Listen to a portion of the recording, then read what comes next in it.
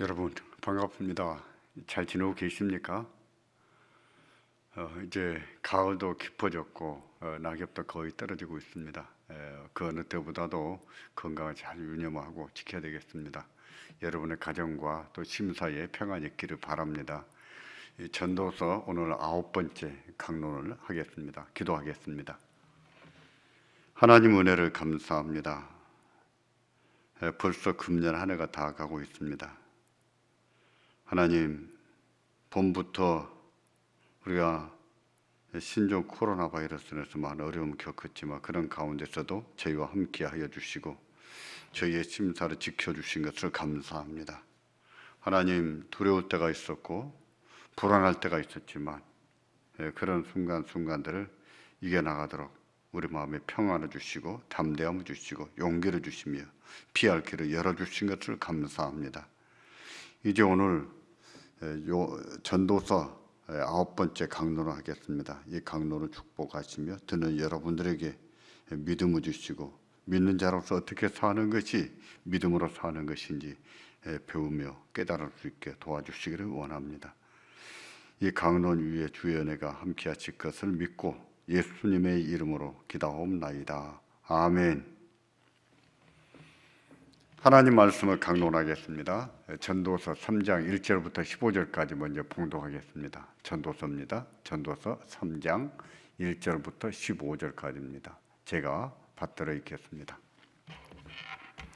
천하의 범사가 기한이 있고 모든 목적이 이룰 때가 있나니 날 때가 있고 죽을 때가 있으며 심을 때가 있고 심은 것을 뽑을 때가 있으며 죽일 때가 있고 치료시킬 때가 있으며 헐 때가 있고 세울 때가 있으며 울 때가 있고 웃을 때가 있으며 슬퍼할 때가 있고 춤출 때가 있으며 돌을 던져버릴 때가 있고 돌을 거둘 때가 있으며 안을 때가 있고 않는 일을 멀리 할 때가 있으며 찾을 때가 있고 잃을 때가 있으며 지킬 때가 있고 버릴 때가 있으며 찢을 때가 있고 꿰맬 때가 있으며 잠잠할 때가 있고 말할 때가 있으며 사랑할 때가 있고 미워할 때가 있으며 전쟁할 때가 있고 평화할 때가 있느니라.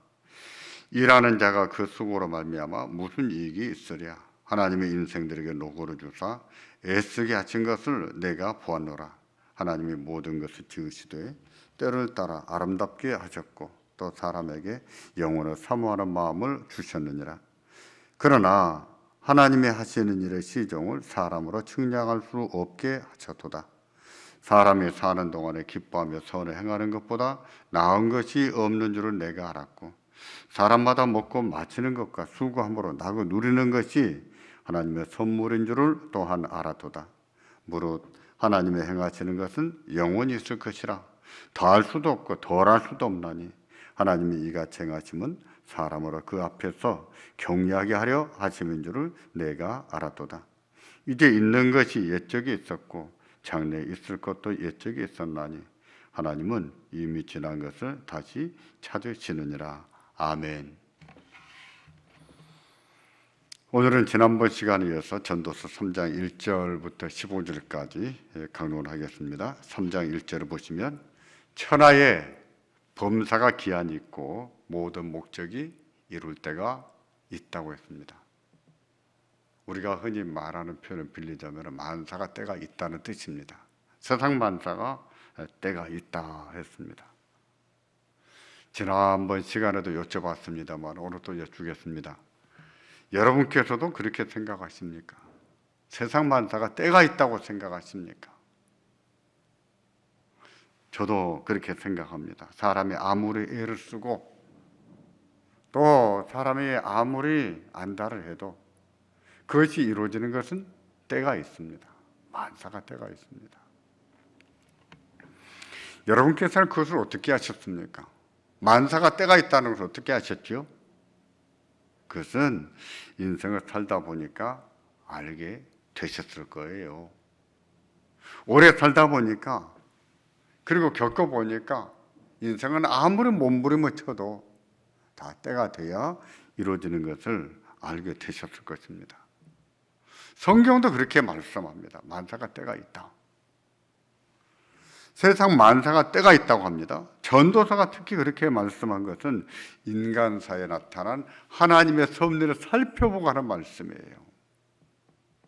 선지자들이 묵시를 받듯이 받아서 기록하기보다는 하나님의 섭리가, 세상 이치가 어떻게 나타나는가를 살펴보고 관찰해서 하나님의 뜻이 이렇게 나타나는구나, 아, 만사가 때가 있구나 하는 것을 알고 기록했다는 거예요. 그렇습니다. 세상 만사는 때가 있어요. 그렇다면 그때는 누가 정할까요? 만사의 때는 누가 정하겠습니까? 하나님께서 정하십니다. 하나님이 정하십니다.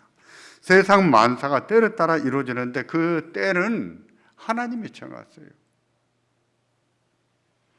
인간이 아무리 애를 써도 세상 만사는 인간의 뜻대로 되지 않습니다. 저는 물론 그런 사람도 만나봤어요. 나는 모든 것이 내 원하는 대로, 내 하고 싶은 대로 다 됐습니다. 그렇다고 해서 끝까지 다 됐을까요? 아니요. 그렇지 않아요. 자기의 뜻대로 다 됐다고 말하고 얘기를 하지만 그렇다고 해서 끝까지 자기 뜻대로 되지는 않습니다. 하나님의 뜻대로 됩니다. 세상 만사는 하나님의 뜻대로 돼요. 많은 분들이 이런 사실을 부정하려고 합니다. 그럴 것 같으면 열심히 살 필요가 없지 않느냐고 항변합니다. 그러면 그때는 하나님이 정하신 것이 아니라고 생각하신다면 그때는 누가 정하겠어요? 하나님이 그때를 정하지 않으셨다면 누가 정하겠습니까? 인간이 정할까요? 먼저 만사가 때가 있다는 공감하지 않았습니까? 동의하지 않았습니까? 그때는 하나님이 정하지 않는다면 누가 정하겠느냐고요. 분명한 것은 사람이 정하지 않는다는 것이죠. 그럼 누가 정하겠습니까? 하나님이 하시는 거예요. 하나님이 정하세요.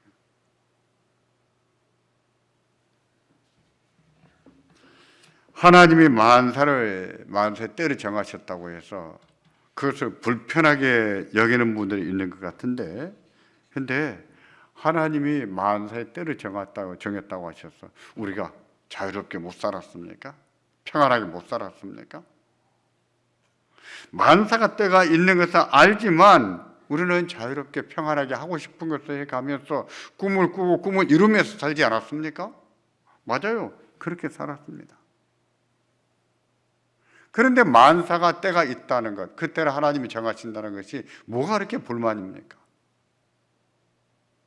우리가 아무리 부정한들 이것은요 부인되지가 않습니다. 불변의 진리예요.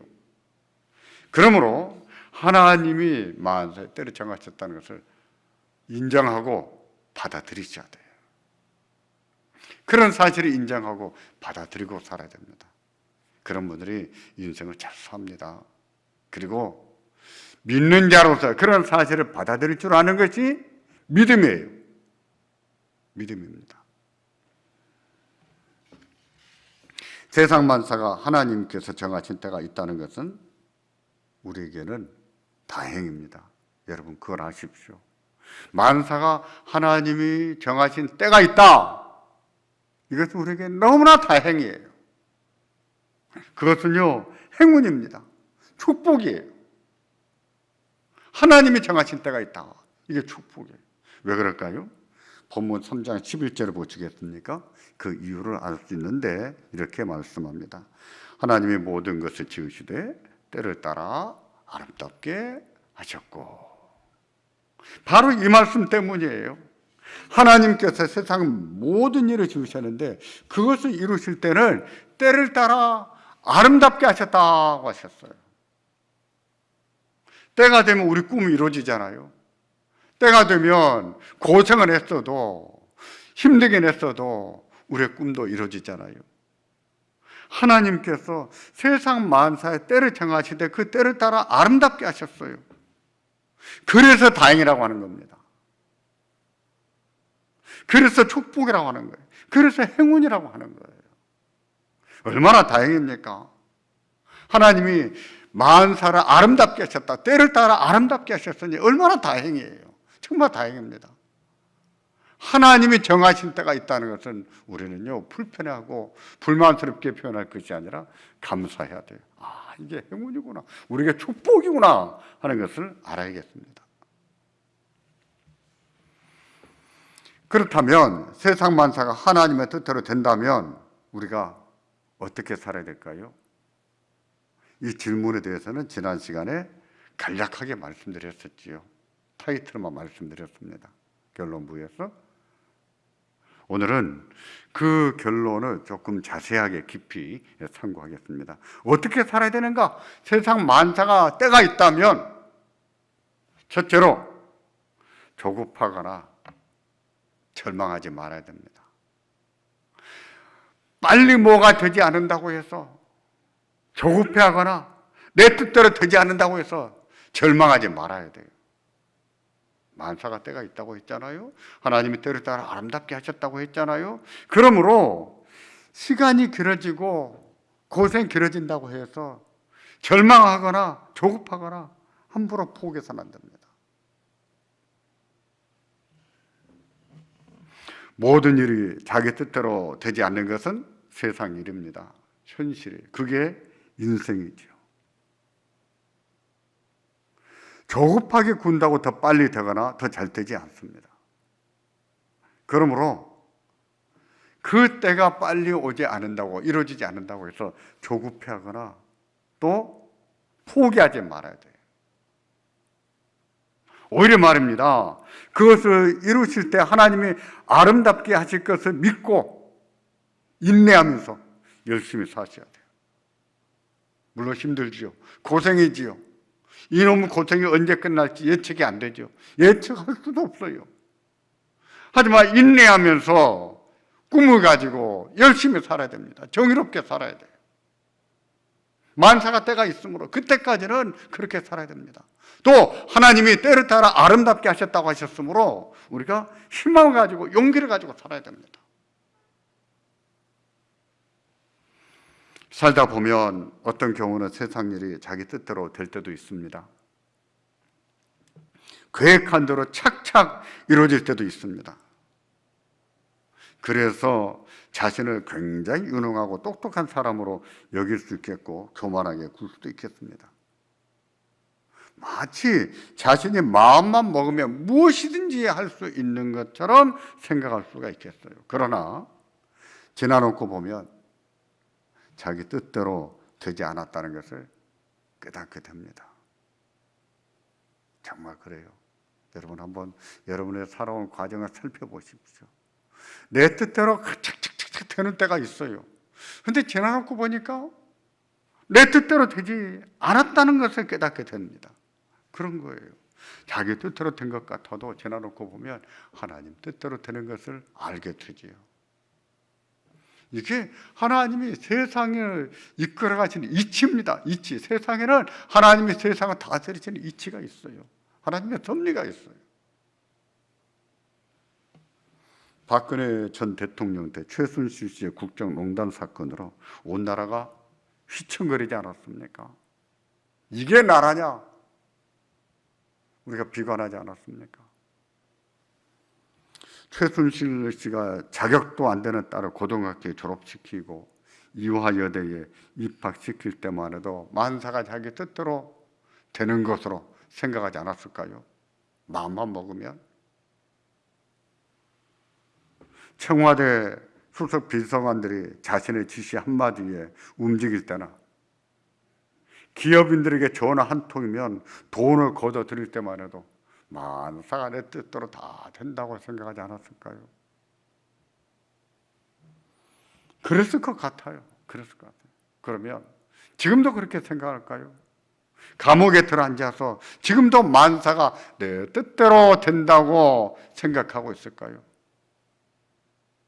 그럴 리가 없지요. 그러지 않을 겁니다. 세상 일은 결코 인간의 뜻대로 되지가 않거든요. 내 뜻대로 다 되지가 않아요. 다 하나님이 정하신 뜻대로 돼 갑니다. 인간의 뜻대로 되도록 하나님이 내버려 두지를 않으세요. 그러므로 자신에게 주어진 삶이라면 힘들어도 인내하고 살아야 됩니다. 정직하게 살아고 의롭게 살고요. 정직하게 의롭게 사는 것이 쉽지가 않아요. 열심히 사는 것도 쉽지가 않아요. 근데 인내하면서 정직하게 살고 인내하면서 열심히 사셔야 돼요. 고생은 되겠지만 뜻을 이루기 위해서 희망을 품고 용기를 가지고 살아야 됩니다. 그래서 본문 3장 10절에 보시면 이렇게 말씀합니다. 하나님이 인생들에게 노고를 주사 애쓰게 하신 것을 내가 보았노라. 하나님은 세상을 통치하실 때 세상 만사가 이루어지는 때를 정하셨다고 했습니다. 그리고 그것이 이루어질 때까지는 인생들에게 사는 것이 고생스럽게 살게 하셨다고 그랬어요. 수고하며 살게 하셨다고 그랬어요. 이게 하나님의 뜻이에요. 하나님의 섭리. 인간은 수고하며 살 수밖에 없는 거예요. 그걸 싫어합니까? 그걸 거부합니까? 그렇게 살지 않고 게으르게 삽니까? 포기합니까? 살기를 포기하는 것이지요. 그건 믿음으로 사는 것이 아닙니다. 우리가 힘겨울 때가 있습니다. 고생이 길다 보면 낙심이 들 때가 있지요. 또 마음이 조급해질 때가 있어요. 순간순간 포기하고 싶은 마음이 들 때도 있습니다. 그러나 그런 순간마다 하나님을 생각하면서 하나님이 정하신 때가 있는 것을 믿으시고 잘 인내하시기를 바랍니다. 잘 이겨나가시기를 바랍니다. 세상 만사가 하나님께서 정하신 때가 있다는 것을 믿는다면 또 어떻게 살아야 되는가? 어떻게 살아야 될까요? 첫 번째는 조급하지 말고 포기하지 말라 그랬습니다. 두 번째입니다. 두 번째는 하나님의 주권을 인정해드리고 살아야 됩니다. 하나님의 주권을 인정하고 살아야 돼요. 세상 만사가 때가 있다고 했습니다. 그때는 하나님이 정하신다고 했습니다. 하나님께서 정하신 때를 따라서 만사가 아름답게 이루어진다고 했습니다. 이 말씀은 이 세상에 대한 주권이 누구에게 있어요? 하나님께 있다는 것을 의미합니다. 세상 일은 하나님이 하나님의 뜻대로 다스려 나가신다는 것을 의미합니다. 우리가 하나님을 믿는다면 이것을 인정해야 돼요. 하나님의 주권을 인정해드리고 살고 이 세상에 대한 주권이 하나님께 있다는 사실을 인정하고 받아들여야 됩니다. 그거 인정하고 받아들일 줄 아는 것이 믿음이에요. 믿음입니다. 안타깝게도 예수를 믿는다는 사람 중에도 하나님의 주권을 인정하지 않는 사람이 있습니다. 그런가 하면 말로는 하나님의 주권을 인정하는데 그런데 실제로 인정하지 않는 경우도 참 많아요. 예를 들면 말로는 하나님의 주권을 인정하는데 근심과 염려 속에 산다면 하나님의 주권을 인정하지 않는 것이지요. 내 뜻대로 되지 않을까 봐 두려워하고 염려하고 초조해하는 것도 그것도 하나님의 주권을 인정하지 않는 것이죠. 내 뜻대로 되지 않는다고 해서 고집을 부리고 분노하는 것도 하나님의 주권을 인정하지 않는 것이지. 하나님의 주권을 인정한다면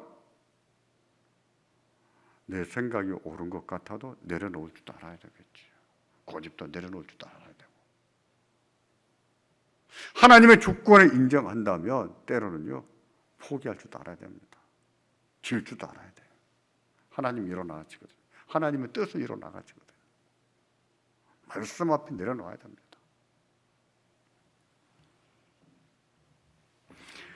하나님의 주권을 인정하지 않는 사람들, 그런 사람들은 자기들의 주장이 옳다는 증거로 이 세상에서 일어난 일들을, 부조리한 일들을 그 증거로 제시할 때가 있어요. 하나님이 세상을 다스릴 것 같으면 어떻게 그런 일이 내게 일어날 수 있겠느냐라는 식으로 말합니다. 하나님의 주권이 있다면 어떻게 국정농단 사건이 일어날 수가 있는가는 식으로 말을 해요. 왜 대한민국에 이런 혼란이 빠지겠습니까? 하나님의 주권이 있다면. 하나님이 막아주셨어야지 왜 안 막아주신 거예요? 안 막아주신 것을 볼 때 세상에 대한 주권은 하나님께 있지 않습니다 라고 말들을 하지요.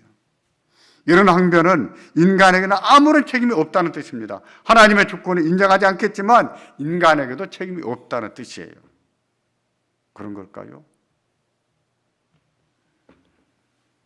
이런 혼란과 부조리한 일이 생기는 그 책임이 인간에게 없느냐 말이에요.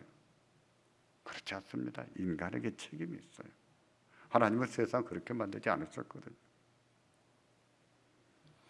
전도서 7장 29절을 보시겠습니까? 이런 식의 생각을 무지한 생각으로 여기는데 무지한 인생들에게 이렇게 말씀합니다. 나의 깨달은 것이 이것이라 곧 하나님의 사람을 정직하게 지으셨으나 사람은 많은 꾀를 낸 것이니라. 하나님은 사람을 지으실 때 정직하게 살도록 지으셨다는 거예요. 그런데 인간은 많은 꾀를 부리고 산다는 거예요. 꾀를 부리고 살아요.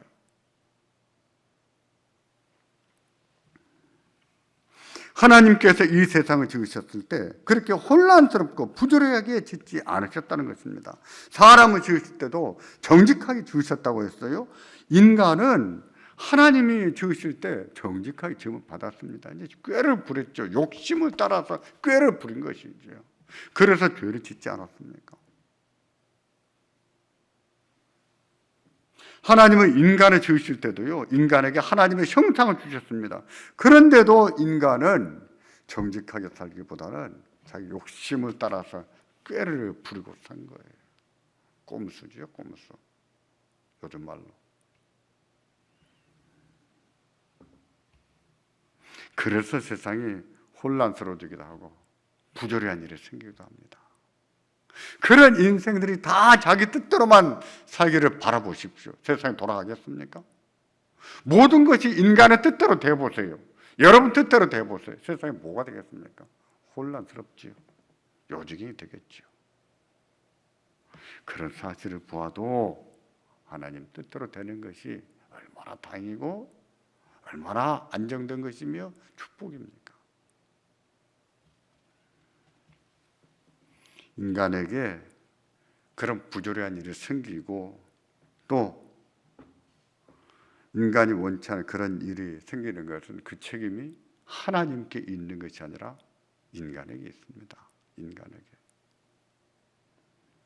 욕심을 따라서 많은 꾀를 부리고 살거든요.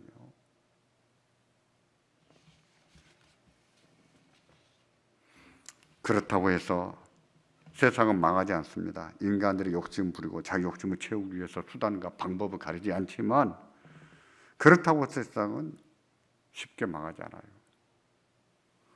대한민국도 이렇게 혼란을 겪지만 그렇다고 쉽게 망하지 않습니다. 왜 망하지 않을까요?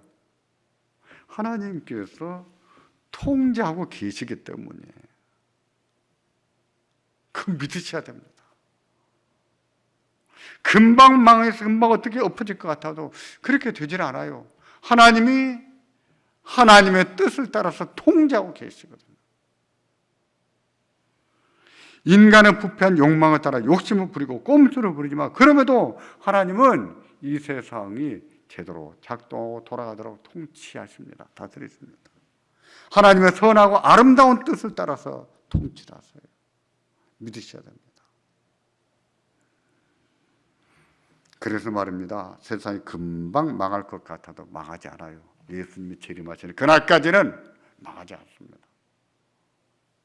예수님께서 천사장의 나팔 소리가 울려 퍼지는 가운데 다시 오시는 그날까지는 세상이 망하지 않습니다. 망하지 않아요.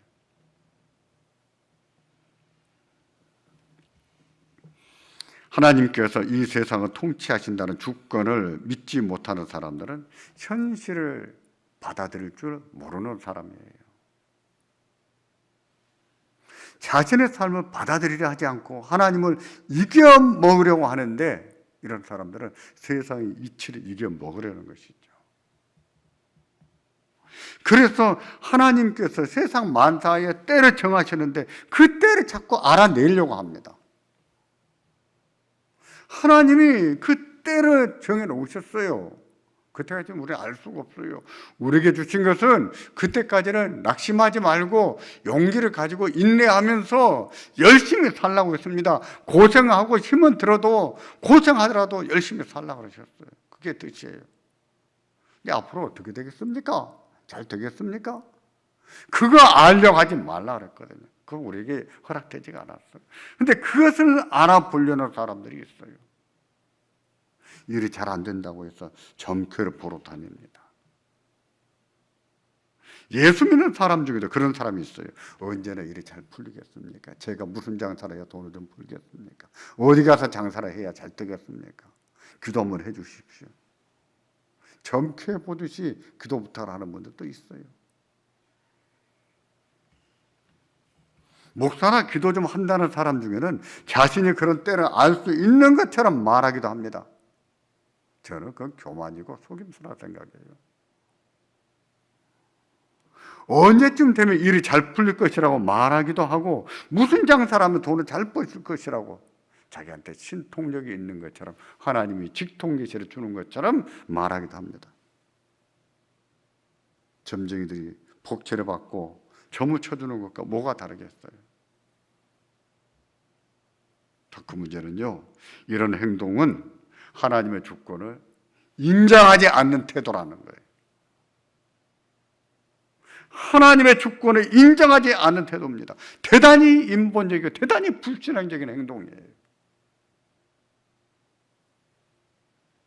본문 3장 11절 하반절을 보십시오. 이런 사람들에게 이렇게 말씀하십니다. 하나님이 하시는 일의 시종을 사람으로 측량할 수 없게 하셨도다. 하나님께서 하시는 일의 시종, 처음과 끝을 사람으로 알아볼 수 없게 하셨다 그랬어요. 그때를 알 수가 없다 그 말입니다.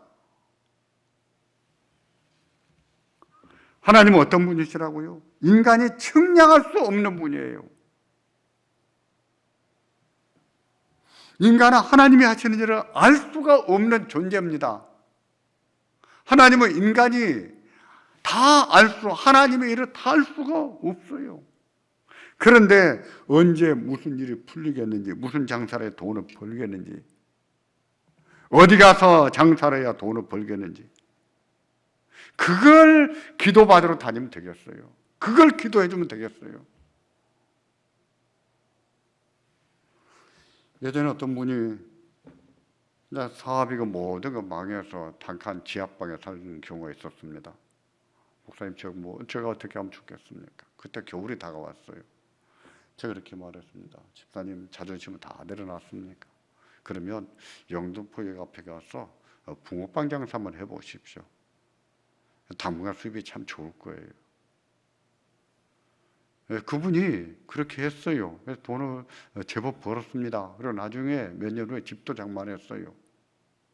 제가 기도를 해보고 하나님이 정하신 때를 알고 말해줬을까요? 아니요. 상식적인 얘기예요. 지극히 상식적인. 기도하지 않은 사람도 알 수 있는 얘기고, 예수를 믿지 않아도 알 수 있는 상식적인 얘기예요. 그걸 가지고 하나님의 정하신 때를 안다, 신통력이 있는 것처럼 말합니까? 오만하고 거짓말하는 것이죠. 우리가 하나님께서 이 세상을 통치하시는 것을 믿는다면 불안과 염려 속에 살면 안 됩니다. 하나님이 정하신 때가 언제인지 알려고 해서도 안 돼요. 그때가 언제일지 모르지만 하나님께 맡기고 살아야 됩니다. 맡기고 그것을 하나님이 이루어 주실 때까지 정직하게 살아야 돼요. 열심히 살아야 돼요. 힘들지요. 고생되지요. 인내하면서 살아야 됩니다. 꿈을 꾸면서 용기를 가지고 살아야 돼요. 그렇게 살다 보면 때가 됐을 때 하나님이 아름답게 하신 것을 알게 됐을 겁니다. 하나님 말씀이에요. 세상 이치라고 말씀하고 있습니다. 전도서는 인간의 허물을 말씀하고 인생이 어떻게 허무한지 낱낱이 증명해 보입니다. 그래서 우리가 어떤 존재인지, 얼마나 허무한 존재인지를 알게 합니다. 인생이 허무한 존재라는 것을 알라는 것이죠. 얼마나 허무한지 알아라. 그러기에 인생은 하나님을 의지하고 살아야 된다. 이것을 또 가르쳐요. 3장 11절 상반절을 보시면 하나님은 모든 것을 지으신 분이라고 했습니다. 하나님은 천지 만물을 창조하시고 인생을 창조하신 하나님이시라고 했습니다. 이어서 하반절을 보시면 하나님은 인간이 측량할 수 없는 분이라고 했습니다. 하나님은 무한하신 하나님이라고 했습니다. 지식도 무한하시고 사랑도 무한하시고 능력도 무한하신 하나님이십니다. 그래서 하나님이 하시는 일을 인간이 알 수가 없다고 했어요. 알 수가 없다. 그리고 이어서입니다. 3장 14절 상반절을 보시면 하나님은 영원하신 분이라고 했습니다. 전도서가 인간의 허물을 말씀한 것은 인간은 유한한 존재라는 것을 알게 하는 겁니다. 지극히 유한한 존재. 그에 반해서 하나님은 어떤 분이신가? 하나님은 영원한 분이시라고 말합니다. 무한하신 분이라고 말합니다. 그래서 인간은 하나님께서 하시는 일을 더할 수도 없고 덜할 수도 없다 그랬어요. 더할 수도 없고 뺄 수도 없다 그랬어요. 우리가 아무리 애를 쓰고 노력해도 하나님이 하시는 일에 무엇을 더하거나 무엇을 뺄 수가 없다는 뜻이에요. 이런 사실도 하나님은 하나님이시요 인간은 인간이라는 것인데 하나님은 하나님의 주권을 따라서 하나님의 뜻을 이뤄나가는 것을 의미합니다. 믿어야 됩니다. 믿어야 돼요. 하나님의 세상을 그렇게 만드셨거든요. 인생 그런 존재로 만드셨거든요. 왜 그렇게 지으셨냐고요? 왜 그렇게 유한한 존재로 만드셨냐고요? 이유가 있지요. 우리가 다 아는 것입니다만 3장 14절 하반절을 보십시오. 그 이유를 이렇게 밝힙니다. 하나님이 이같이 행하심은 사람으로 그 앞에서 경외하게 하려 하심인 줄을 내가 알았도다. 전도자가 왜 이렇게 하나님이 인생을 유한하게 만드셨는가? 하나님은 무한하신데 왜 우리 유한하게 만드셨는가? 왜 만사를 때려 정하시고 수고하며 살게 하셨는가? 하나님이 하시는 일을 측량할 수가 없는 우리예요. 우리를 왜 이렇게 지으셨는가? 그것은 하나님을 경외하게 하기 위해서다라고 했어요. 하나님을 경외하는 마음으로 살게 하시려고 인생을 그렇게 지으셨다는 겁니다. 이 세상은 인간이 다가 아니라는 것이죠. 인간이 주인이 아니라는 거예요. 인간은 왔다가 후련히 떠나가는 존재입니다. 만물은 그대로 있어요. 만물은 그대로 있는데 인간은 왔다가 떠나가는 존재예요. 하나님은 영원하십니다. 영원하신 하나님. 왜 이렇게 지으셨습니까? 하나님을 경외하며 살라고 지으신 거예요. 그렇게 지으신 거예요. 이런 사실을 볼 때 믿음으로 사는 것이 얼마나 중요합니까? 하나님을 경외하는 믿음으로 사는 것이 이렇게도 중요합니다. 우리는 허무한 인생을 살아야 됩니다. 유한한 삶을 살 수밖에 없는 존재입니다. 하나님께서 우리를 그렇게 만드셨어요. 그러나 하나님은 천지 만물을 만드신 분이시고 인간을 만드신 분이세요. 인간이 측량할 수 없을 만큼 무한하신 분이시고 영원하신 분입니다. 그 하나님을 경외하시기를 바랍니다. 하나님을 존경하고 두려워하는 마음으로 사시기를 바랍니다. 사랑하는 마음으로 사시기를 바랍니다. 하나님은 그 믿음으로 살라고 인생을 그와 같이 지으셨습니다. 세 번째입니다. 세상 만사가 하나님께서 정하신 때가 있다는 것을 믿는다면 또 어떻게 살아야 되는가? 세 번째로 기쁘게 살아야 된다 그랬습니다. 첫째는요, 조급하지 말고 낙심하지 말고 포기하지 말라 그랬어요. 두 번째는요, 하나님의 주권을 인정해 드리고 살라 그랬습니다. 세 번째는요, 우리는 그렇게 살 수밖에 없는 인생들이지만 우리에게 주어진 삶을 기쁘게 살라 그랬습니다. 재밌게 살라 그랬습니다. 고생하면서 살 수밖에 없지만 기쁘게 살라 그랬어요. 그동안 전도서를 강론하면서 즐거움의 허무, 즐거움도 한계가 있다는 것을 배웠습니다. 지혜의 한계, 지혜의 허무도 배웠습니다. 고생하고 사는 허무의 한계도 비웠습니다. 그런데 전도서를 보면 즐거움과 지혜와 인간의 모든 수고가 헛되다고 하면서 그럴 때마다 강조하는 것이 있어요. 지혜도 헛되고 또 수고하고 사는 것도 헛되고 또 즐겁게 사는 것도 헛되다 하고 말합니다. 그러면서도 강조하는 거예요. 그게 뭘까요? 기쁘게 살라는 겁니다. 인간이 허무한 존재지만 기쁘게 살라 합니다. 이것보다 중요한 것이 없다 그랬어요. 1000년의 갑절을 산다고 해도, 장구하는 세월을 산다고 해도 낙이 족하지 못하며 기쁘게 살지 못하며 충분히 기쁘게 살지 못한다면 그건 허무한 것이다 라고 말합니다. 기쁘게 사는 것이 이렇게도 중요합니다. 재밌게 사는 것이 이렇게 중요해요. 여러분 기쁘게 사십니까? 인생을 재밌게 사십니까? 여러분의 삶을 여러분의 가족들과 재밌게 사세요. 일하는 것도 좀 재밌게 일하십니까? 기쁘게 사셔야 됩니다. 일하는 것도 기쁘게 사셔야 돼요.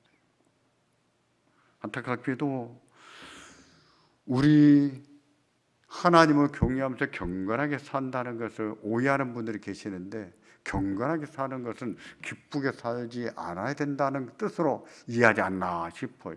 경건하게 살면 기쁘게 살지 않아야 된다, 이런 식으로 오해하지 않나 싶어요. 아니에요. 경건하게 살지만 기쁘게 살아야 됩니다. 경건하지만 재밌게 살아야 돼요.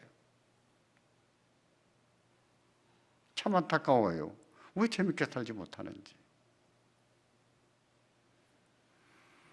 예전에 동기 목사님 아들 결혼식 주례 부탁받고 주례를 마쳤습니다. 저는 전도서 주례를 하게 되면 주례사로 항상 전도서 9장 9절을 주례합니다. 사랑하는 아내와 함께 즐겁게 살지어다. 이것이 해 아래서 수고하고 얻은 네 분복이다 그랬거든요. 아내와 재밌게 살아라 하고 주례사를 합니다. 결혼식을 마쳤는데 저쪽에 테이블에 목사님 가정이 한 4가정이 앉았어요. 이제 사모님들이 막 저를 불러요. 갔더니 목사님, 오늘 주례사는 우리 목사님, 남편 목사님이 들었어야 했습니다. 다 이런 얘기를 해요. 간단한 얘기죠. 목사로 살면서 좀 사는 것이 재미가 느껴지지 않는다는 것이죠. 목사로 살아도 재밌게 살아야 되거든요. 사는 건 재밌어야 됩니다. 그게 하나님 뜻이에요. 기쁘게 사는 것이 믿음이에요.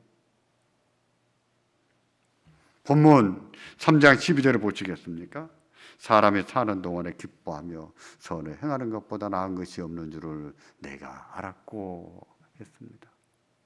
사람이 허무한 인생을 살지만 사는 동안에 기뻐하며 선을 행하는 것보다 나은 것이 없다 그랬어요. 그러니 기쁘게 사는 것이 얼마나 중요합니까? 여러분, 우리가 지난 시간 그리고 오늘 만사가 때가 있다는 것을 배우지 않았습니까? 또 공감했습니다. 정말 그렇다고 공감했어요. 그러면서 만사가 때가 있으면 어떻게 살아야 되는가? 라고 했을 때 3가지를 말씀드렸습니다. 그때까지는 많은 시간이 걸리겠지만, 조급한 마음이 들 때가 있고 낙심될 때가 있지만, 그렇다고 해서 조급하지 말고 낙심하지 말고 포기하지 말고 살라 그랬습니다. 특별히 삶을 포기해서는 안 돼요. 2번째는 하나님의 때가, 정하신 때가 있고 또 하나님이 그 때를 따라 만사를 아름답게 하셨다고 하셨으므로 그 주권을 인정해드리고 살아야 됩니다. 믿음으로 살아야 돼요. 3번째는요, 기쁘게 살아야 돼요. 힘들 때가 많겠지요. 고생이다 싶을 때가 많겠죠. 희망이 안 보인다 싶을 때가 있겠죠. 그런 삶을 살아야 되는 것이 우리 인생이거든요. 그럴지라도 하나님은 우리에게 기쁘게 사는 것이 중요하다. 기쁘게 살아라 하고 말씀합니다. 우리가 우리에게 주어진 삶을 기쁘게 살고 이 기쁘게 사는 삶을 통해서 하나님의 뜻을 이루며 사시기를 주의 이름으로 축원합니다. 기도하겠습니다. 전능하신 하나님, 우리 하나님 은혜를 감사합니다. 하나님, 세상 만사가 때가 있고 하나님이 그 때를 정하신다는 것을 상고했습니다. 하나님이 정하신 때가 있다고 하는 것이 우리에게는 얼마나 다행스러운 일인지요, 얼마나 복된 일인지를 밝히 알게 하시고 하나님 그 때까지는 힘은 들고 고생을 할지라도 그렇다고 해서 낙심하거나 조급하게 굴지 않도록 도와주시기를 원합니다. 하나님 종종 그 삶을 인내하지를 못하고 이겨내지를 못해서 삶을 포기하는 일이 있는데 아버지 하나님 참으로 이것이 인생임을 알고 하나님을 의지하고 삶으로 그 아픈 삶을 힘겨운 삶을 잘 이겨나가도록 도와주시기를 원합니다. 전능하신 주여 우리 하나님의 주권을 인정하며 살게 하시고 또 하나님은 우리에게 주신 삶을 좀 재밌게 사는 우리 그리스도인들이 되게 하시기를 원합니다. 기쁘게 살 줄 아는 하나님의 자녀들이 되게 하시기를 원합니다. 기쁘게 살 줄 아는 것이 하나님의 뜻이요 믿음인 것을 알고 앞으로는 기쁘게 살기를 더욱더 힘쓰도록 도와주시기를 원합니다. 감사합니다. 예수님의 이름으로 기도하옵나이다. 아멘. 9번째 강론을 마쳤습니다.